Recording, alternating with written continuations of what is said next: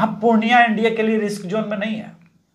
NDA के लिए कहते हैं ना, लाभार्थी योजना साबित हो रहे हैं। लाभार्थी योजना के तहत अपना इलेक्शन जो है लड़ रहे हैं पप्पू यादव, क्योंकि राजद का वहां से सर्वनाश निश्चित है और पप्पू यादव सेकंड नंबर पे होंगे। मैं ये कह रहा हूं, आरजेडी वहां पे तीसरे नंबर पे फिसलेगी। आप दर्शकों को दिखाइएगा इलेक्शन के बाद, इस पे जब बात करेंगे हम। मतलब लालू जी का अपना तीर अपने ले लिए।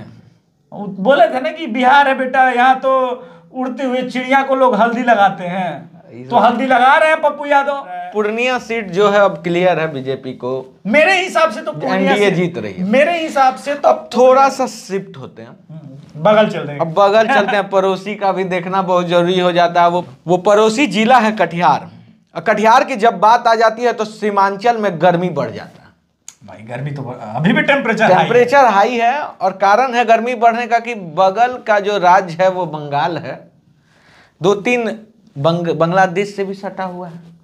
वो जो पूरा बांग्लादेश का डेमोग्राफिकल स्ट्रक्चर और वहीं पे तारिक अनवर का पूरा वोट है। अरे वाह भैया, क्या पकड़े हो आप। मतलब मुस्लिम बेल्ट में भी, और अभी जो एक नया आया है आरजेडी जो टिकट दे रही थी अशफाक करीम को, उसके बाद से क्या लगता है कि कटिहार में मुस्लिम वोटर्स में कहीं ना कहीं कुछ हलचल देखने को मिलेगा। राज्यसभा मेंबर है, दर्शकों को बता दूं, अशफाक करीम जिनके बारे में पूछ रहे हैं, और कटिहार में उनका मेडिकल कॉलेज भी है। राज्यसभा मेंबर आरजेडी ने ही बनाया था, आरजेडी ने टिकट बांट भी दिया था एक तरह से, लेकिन अचानक से वो फिर कांग्रेस के पास सीट चली गई। तो बदले में क्या कमिटमेंट है, और अगर कमिटमेंट नहीं है तो अशफाक करीम का हमको ये समझना होगा देखिए कि कितना डेंट मारेगा। अगर कहीं देखिए, दो तरह से आदमी निर्दलीय खड़ा होता है आशुतोष जी, समझिएगा। एक तो हम खुद खड़े हो गए और नहीं तो आपको खड़ा कर दिया, अब पीछे से बैकअप दे दिया, अपना आदमी है, समझ रहे हैं क्या? हाँ। अब अशफाक करीम का फायदा किसमें है? तारिक अनवर हारे तब फायदा, जीत जाएगा तब तो उसका सीट हो जाएगा। नमस्कार, स्वागत है आपका खबर फर्स्ट में। मैं आशुतोष पांडे, हमारे साथ जुड़े हुए हैं एटीएस न्यूज के editor in chief Abhishek Tiwari ji. आज हम बात करेंगे सीमांचल की, सीमांचल का उस हॉट सीट की बात करने वाले हैं हम, जिसने आज पूरे बिहार का कह सकते हैं, जो बिहार का आज राजनीतिक ध्रुव बन चुका है, पूर्णिया। आप गैस सही किए होंगे क्योंकि हमारे व्यूअर्स जो है भैया वो इंटेलेक्चुअल्स हैं। अब ये बताइए, जो यादव वर्सेस यादव होगा, लोग तो बहुत कूद रहे हैं एमआई, लेकिन अब हमको लगता है एमआई नहीं, ओप्पो चलेगा। देखिए, ऑल इंडियन इत्तेहाद मुसल्लमीन के बारे में आपने बात की, उसने कल क्लैरिफिकेशन दिया कि नहीं, मैं किशनगंज भी लड़ूंगा, अररिया भी लड़ूंगा, पूर्णिया भी लड़ूंगा, कटिहार भी लड़ूंगा, भागलपुर भी लड़ूंगा, उसके ऊपर बाद में आएंगे। लेकिन आपने अभी पूर्णिया के बारे में पूछा, एमआई के बारे में, जो मुस्लिम। मैं माई समीकरण पे भी आऊंगा, अभी माई समीकरण पे आएंगे, लेकिन उससे पहले मेरा एक गुप्त सूत्र है कांग्रेस में, आप जानते हैं, बहुत जबरदस्त।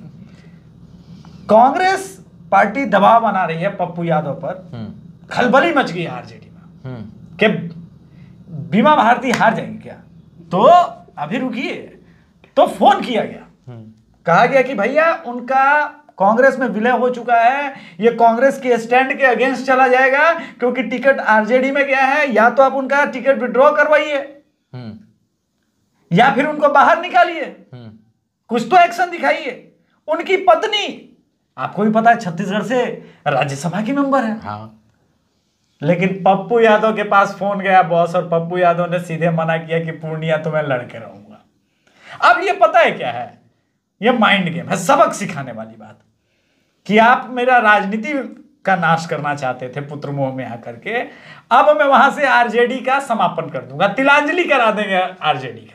इस पुत्र मोह से, देखिए राजनीति में ऐसे परिवारवाद आज से नहीं है, बात कीजिएगा तो 1947 से आ रहा है। कांग्रेस ने इसकी शुरुआत की थी, डेब्यूटन कह सकते हैं, शतक मारने के कबीर है, करीब है। लेकिन जो पुत्र मोह में धृतराष्ट्र बने पड़े हैं लालू यादव जी, जिनको ये नहीं दिख रहा है कि अपना ही कुनबा से एक ऐसा नेता, ऐसा चेला बाहर निकल गया और पूर्णिया की धरती पे आज विराजमान है, और हमको लग रहा है भैया कि कहीं ऐसा ना हो कि पतन का यही कारण हो। देखिए, आपको दो इंटरेस्टिंग बात बताते हैं। पूर्णिया में जब अजीत सरकार का मर्डर हुआ उसके बाद पप्पू यादव का राइज शुरू हुआ। उसके पीछे कौन था क्या था वो जनता तय करेगी, कोर्ट तय कर चुके, हम उसमें नहीं जाएंगे। लेकिन जब लालू यादव अपने प्राइम पर थे तब यह आदमी निर्दलीय पूर्णिया से सांसद बना। किसके वोट पे? यही माई समीकरण था, यही माई समीकरण था। और लालू यादव का भी माई समीकरण। तो माई समीकरण के तोड़ने के तो पप्पू यादव पुराने उस्ताद हैं, और लालू यादव का माई समीकरण कई बार ध्वस्त कर चुके हैं। और जिस तरह से कल रो दिए हैं बेचारे, अब वो देखो ये जो काम हुआ है, ये इमोशनल कार्ड भी चला है कि मैं यहीं का हूं, यहीं से मेरी जनता ने इतना प्यार दिया है। कहने को तो वो कहते हैं मधेपुरा में है, लेकिन जन्म और सारे चीज, लेकिन पूर्णिया उनकी कार्यस्थली है। तो अब इमोशनल टच आया। मुझे लगता है कि एक चीज है, अब राजद वहां से नहीं जीत रही। देखिए पहला डेटा जो हमारा था, और जब हम पप्पू यादव पे अटके हुए थे तो हमने कहा था कि पूर्णिया रिस्क जोन में है। अब पूर्णिया एनडीए के लिए रिस्क जोन में नहीं है। एनडीए के लिए कहते हैं ना, लाभार्थी योजना साबित हो रहे हैं। लाभार्थी योजना के तहत अपना इलेक्शन जो है लड़ रहे हैं पप्पू यादव, क्योंकि राजद का वहां से सर्वनाश निश्चित है। और पप्पू यादव सेकंड नंबर पे होंगे, मैं ये कह रहा हूं। आरजेडी वहां पे तीसरे नंबर पे फिसलेगी। आप दर्शकों को दिखाइएगा इलेक्शन के बाद, इस पे जब बात करेंगे हम। मतलब लालू जी का अपना तीर अपने ले लिए। बोले थे ना कि बिहार है बेटा, यहाँ तो उड़ते हुए चिड़िया को लोग हल्दी लगाते हैं, तो हल्दी लगा रहे हैं पप्पू यादव। ये सीमांचल है, और इस सीमांचल के किंग हम हैं। बता रहे हैं कि सीमांचल में राजद का अपना व्यक्ति। लेकिन एक और पूर्णिया सीट पे ही बात कर रहे हैं, संतोष कुशवाहा जो काफी सेफ उम्मीदवार माने जा रहे हैं, और ऐसा संभवतः दिख रहा है कि वो जीत भी जाएंगे, जो अगर हम डेटा पे बात करें तो। लेकिन क्या ऐसा हो सकता है कि पप्पू यादव की कोई ऐसा समीकरण अभी दिख रहा है जिससे कि पप्पू यादव पूर्णिया सीट जीत सकते हैं? देखिए पहले संतोष कुशवाहा के बारे में समझते हैं।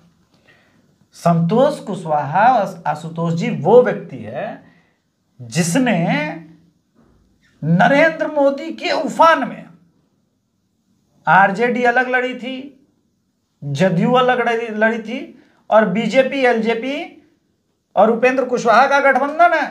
उपेंद्र कुशवाहा साथ में थे एनडीए में। और तब संतोष कुशवाहा ने क्या किया था? पूर्णिया सीट जदयू के लिए निकाल दी। आसान नहीं है ये चीज। यानी उसका अपना व्यक्तिगत होल्ड काफी जबरदस्त है। और मैं जितना जानता हूं उनको, वो 10 साल में और पॉपुलर ही हुए। एंटी इनकम्बेंसी उस व्यक्ति के प्रति नहीं है। क्यों? उस आदमी पे माफिया, गुंडा राज, बाहुबली इस प्रकार का टैग नहीं है। पूर्णिया में अवेलेबल रहे हैं, लोगों से मिलते जुलते हैं। तो एंटी इनकम्बेंसी, ये दो चीज बहुत मैटर करती है। अच्छा, नरेंद्र मोदी जी जब पहले होता था कि अगर जदयू टूटी तो कहा जाता था वो तो शायद उस खेमे के भी हो। नरेंद्र मोदी जी भी की टीम भी पसंद करती है, बीजेपी भी पसंद करती है। अब तो जदयू के साथ अलायंस है। और इस पे पासवान वोट, याद रखिए 2014 में भी पासवान वोट तो ऐड नहीं था। इस बार चढ़ेगा, 6% ऐड है। इस बार वो चढ़ेगा। तो राजद के लिए स्कोप कहां बचा? एक तो उनका वोट कम हो रहा है, पिछली बार से टूट रहा है। अब हम कटिहार पे भी बात जब करेंगे तो जाएंगे, लेकिन ये पूर्णिया सीट बीजेपी के लिए जो टफ हो रही थी, अब वो आसान बन रही है। अब वो बहुत आसान हो गई है। इसलिए क्योंकि पप्पू यादव सेकंड नंबर पे जाएंगे तो आरजेडी का, इसको कहते हैं कि विध्वंस करना, अपने ही सिंबल को बेकार करना। शायद आरजेडी भी ये सोच रही है कि इस इलेक्शन का फायदा नहीं है, तो आरजेडी भी मुझे लग रहा है कि एक फाउल प्ले कर रही है। वॉक ओवर नहीं होते क्रिकेट में कि चलो जीत रहा है तो चलो जीतने तो ज्यादा मेहनत, बस ओवर फेंकना। आप ये देखिए ना कि इलेक्शन की शुरुआत हो चुकी है। मोदी जी यहां जमुई में भाषण भी देकर के चले गए। नीतीश कुमार कैंपेन कर रहे हैं, सम्राट चौधरी कैंपेन कर रहे हैं, चिराग पासवान उस दिन गया में थे, नवादा गए, जमुई में उनके खुद बहनोई खड़े हुए हैं, वहां काम कर रहे हैं। और दूसरे चरण की भी इन लोगों ने तैयारी शुरू कर दी है। और अभी आपका पहला चरण में भी इनका पूरा महागठबंधन का एक रैली नहीं हुआ। तो जनता खुद कंफ्यूज है। जनता मान के बैठी हुई कि यार अपनी पार्टी के लोग नहीं आ रहे हैं तो हम कैसे उनके समर्थन भी होता है ना, एक समर्थन भी होता है कि भाई वोट तब देंगे जब लेकिन जीतेंगे। कल आरजेडी पिछड़े वर्ग को साधने की कोशिश की, आप देखे होंगे। हाँ, मुकेश सहनी से जो गठबंधन हुआ 3 सीट दिया गया। ये तीनों सीट कौन कौन सी दी गई है? मोतिहारी, अरे तिरहुत प्रमंडल में भी बीजेपी अगर हार जाएगी आशुतोष जी तो फिर जीतेगी कहां? तिरहुतो प्रमंडल अगर हार गई तो मोतिहारी ये कहते हैं, इसको इस प्रकार से लीजिए कि गठबंधन करना था, उनका वोट चाहिए, हमको मेहनत नहीं करना है। तो क्या मुकेश सहनी का वोट जो है वो ट्रांजैक्शनल है? ना ना, ये तो है ही नहीं। देखिए मैं इसको ऐसे एक्सप्लेन कर देता हूं। 2020 में ये एनडीए में थे और 2019 में ये महागठबंधन में थे। महागठबंधन में मांझी भी थे, मुकेश सहनी भी थे, उपेंद्र कुशवाहा भी थे, एक प्रकार से नहीं, उपेंद्र कुशवाहा का तो ऑल इंडियन इत्तेहाद मुसल्लिमीन के साथ तय था, आरजेडी था, फिर भी नहीं जीते। एक सीट नहीं आरजेडी जीती, यानी खुद। और अगर इतना वोट इनका ट्रांजैक्शनल होता तो मुजफ्फरपुर से तो सहनी ही जीता बीजेपी का, ये तो नहीं जीत पाए। यानी आपका वोटर ट्रांजैक्शनल नहीं है। लेकिन जहां जिस पॉकेट में मजबूत उम्मीदवार है, या यूं कह सकते हैं वो देखता है अगर कोर बीजेपी का भी आइडियोलॉजी की तरफ। देखिए मल्लाह वोट शुरू से भी बीजेपी का बहुत अधिक रहा है। देखिए मल्लाह वोट का जो अभी एक नया, देखिए क्योंकि हम लोग ग्राउंड पे जा रहे थे तो एक बहुत बड़ा सामने आया कि कहीं ना कहीं मल्लाह वोट का जो है राम से बहुत बड़ा नाता है, बहुत। और राम मंदिर बनने के बाद ये किसी नेता पे अब डिपेंडेंट नहीं है।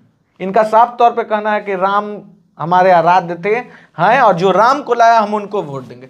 तो कहीं ना कहीं ये जो बीजेपी जो राम नाम का जो कार्ड खेल रही है, इसमें कहीं ना कहीं मल्लाह वोट को साधने में कामयाब हो गई है, जिसके कारण से अब ऐसा स्थिति तो नहीं है ग्राउंड पे जब मुकेश सहनी जाएंगे तो ये कहीं उनको नहीं नजर आया कि उनके कहने पे भी उनको वोट नहीं मिल रहा है। नहीं, आप देखिए ना कि इस बार भी तो मुजफ्फरपुर से निषाद को ही खड़ा की टिकट दिया है ना। चलिए टिकट चेंज भी हुआ तब भी निषाद को दिए, तो ये किस बेस पे एलिगेशन लगाएंगे? अगर नेशनल पार्टी बीजेपी पार्टी भी वो कार्ड आपसे बेहतर खेल रही है, आप चला रहे ब्रह्मास्त्र और बीजेपी के पास है पाशुपतार्थ, कैसे चलेगा?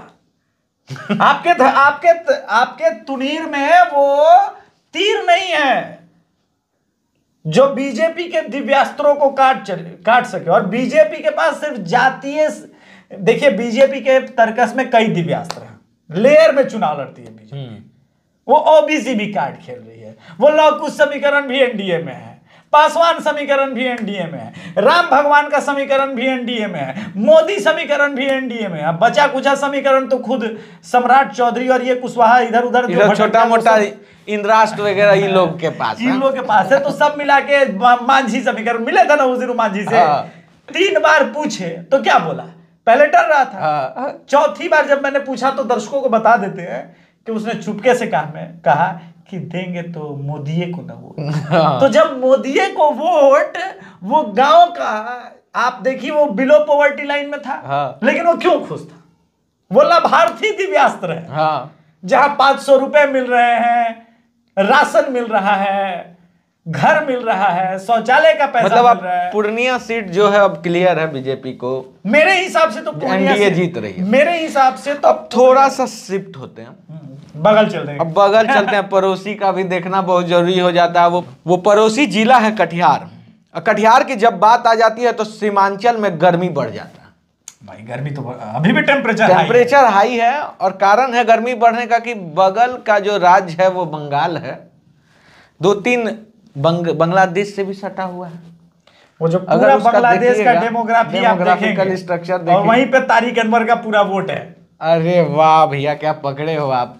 मतलब मुस्लिम बेल्ट में भी, और अभी जो एक नया आया है आरजेडी जो टिकट दे रही थी अशफाक करीम को, उसके बाद से क्या लगता है कि कटिहार में मुस्लिम वोटर्स में कहीं ना कहीं कुछ हलचल देखने को मिलेगा? राज्यसभा मेंबर है, दर्शकों को बता दूं, अशफाक करीम जिनके बारे में पूछ रहे हैं, और कटिहार में उनका मेडिकल कॉलेज भी है, राज्यसभा मेंबर आरजेडी ने ही बनाया था। आरजेडी ने टिकट बांट भी दिया था एक तरह से, लेकिन अचानक से वो फिर कांग्रेस के पास सीट चली गई। तो बदले में क्या कमिटमेंट है? और अगर कमिटमेंट नहीं है तो अशफाक करीम का हमको ये समझना होगा देखिए कि कितना डेंट मारेगा। अगर कहीं देखिए, दो तरह से आदमी निर्दलीय खड़ा होता है आशुतोष जी, समझिएगा। एक तो हम खुद खड़े हो गए और नहीं तो आपको खड़ा कर दिया, अब पीछे से बैकअप दे दिया, अपना आदमी है, समझ रहे हैं क्या? हाँ। अब अशफाक करीम का फायदा किसमें है? तारिक अनवर हारे तब फायदा है। जीत जाएगा तो उसका सीट हो जाएगा। लाइक जहानाबाद में जो सीट फंसी हुई है एनडीए के लिए, जब हम उस पर कभी जिक्र करेंगे, उस पर बातचीत होगा तो बाद में बात करेंगे। अब वो सीट में अशफाक करीम लोकसभा से ही क्यों इंटरेस्टेड है? क्योंकि होता है भूत किसी दिन बाद कि भाई सब कर लिया, मेडिकल कॉलेज भी खोल लिया, राज्यसभा मेंबर बन गया, पहचानता कोई नहीं है। मास लीडर बनने का चस्का, और ये चस्का अपने आप में बहुत जबरदस्त चस्का है। अब जो एनडीए के उम्मीदवार हैं दुलारचंद गोस्वामी, वो तो ऑटो चला रहे हैं, ऑटो से इस गर्मी में घूम रहे हैं, अनोखा प्रचार तंत्र है। मैं वही कह रहा हूं, आप ये देखिए कि एनडीए प्रचार कर रही है, आरजेडी ने अभी शुरू भी नहीं किया है। सस्पेंस बरकरार है आज तक उम्मीदवारों को लेकर भी, एक दो सीट पे नहीं। वो तो अब देखिए, यही तो प्रॉब्लम है। नीतीश कुमार जब छोड़ के गए थे तो क्या बोला इन्होंने? ये लोग 5 मीटिंग कर लिया, खाली मीटिंग करता है। पहले समोसा देता था, आजकल समोसा भी बंद करके कचौरी पे आ गया, लेकिन मुद्दे की बात नहीं करता। मुद्दा क्या था? सीट शेयरिंग, कहां कौन कैसे लड़ेगा, क्या समन्वय होगा। आज तक राहुल गांधी सीमांचल में गए थे और उसके बाद नीतीश कुमार को खूब उल्टा सीधा कहा न्याय यात्रा में। लेकिन भैया एक बात है, कटिहार वाले मुद्दे पे मैं बात करने आ रहा हूं कि ठीक है, आप एक तरफ कह रहे हैं कि कहीं ना कहीं डेंट मारेंगे अशफाक करीम, मैं यही कह रहा हूं कि तारिक अनवर को। हाँ। लेकिन सवाल है कि ये जो डेंट मारा जा रहा है जदयू को, बीजेपी कार्यकर्ताओं को हर बार कटिहार में, बीजेपी को जदयू के द्वारा जो डेंट मारा जा रहा है उसका क्या होगा? क्या होगा अशोक अग्रवाल का? अशोक जो अग्रवाल हर हो गया, वो 10-15 प्रसाद हो गया, यही पूछना चाह रहे थे। देखिए, यही मैं कह रहा था कि ट्रांजैक्शनल वोटर किसको कहते हैं? क्या इस बार ये लोग भी कोशिश करेंगे क्या कुछ ग्राउंड, क्योंकि आप कवर कर रहे हैं और आपको बीजेपी का इंटरनल रिपोर्ट बहुत रहता है, क्या लग रहा है कार्यकर्ता कहीं नाराज ऐसा होके, ये भी तो हो सकता है कि वो लोग भी कोशिश करें कि हम इनको हराएं? तो राजनीतिक कैरियर समाप्त हो गया। अगर आपकी गलती से वो सीट जदयू भी आ रही, तब भी आपका राजनीतिक कैरियर समाप्त हो जाएगा। मोदी और अमित शाह के नेतृत्व में असंतोष नहीं है। आपको एक बड़ा देखिए, बड़ा बीजेपी अलग ढंग से गेम खेलती है। विष्णुदेव साई छत्तीसगढ़ के मुख्यमंत्री हैं, 4 बार से सांसद थे, 5वीं बार उनको टिकट नहीं मिला। लोग सोचे अरे इतना युवा आदमी, इतना बढ़िया आदमी, हुआ क्या? डायरेक्ट सीएम बने।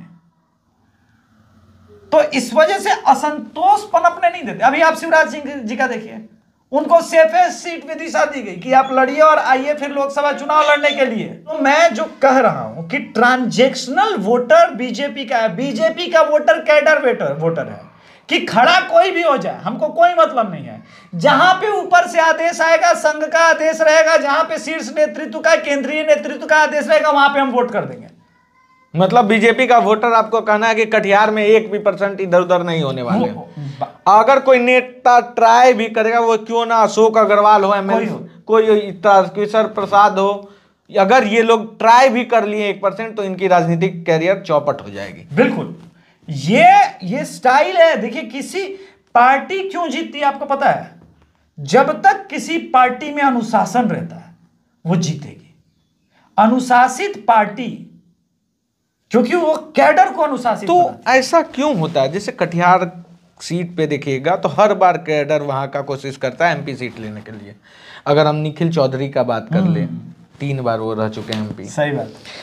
अशोक अग्रवाल बहुत बड़ा नाम है कटिहार में। और अगर बीजेपी के खाते में जाती तो अशोक अग्रवाल को ही टिकट मिलने वाला था। लेकिन ऐसा क्यों बीजेपी बार्गेनिंग नहीं कर पाती है सीमांचल में, खास करके कि जदयू से?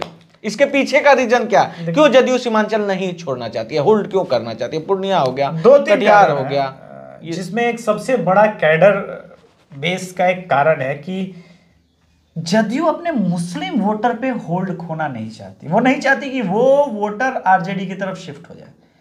देखिए, आप मानिए या नहीं मानिए, ये सत्य है कि मुसलमान बीजेपी को वोट नहीं करता है, लेकिन जो डेटा हमारे सामने है, मुसलमान जेडीयू को वोट करता है। बिहार में लोकसभा में भी किया, 2019 में भी किया, विधानसभा में भी किया, लेकिन वहीं पे जहां पे बीजेपी खड़ा रहती है, जबकि अलायंस है, वहां पर वो वोट नहीं कर रहा।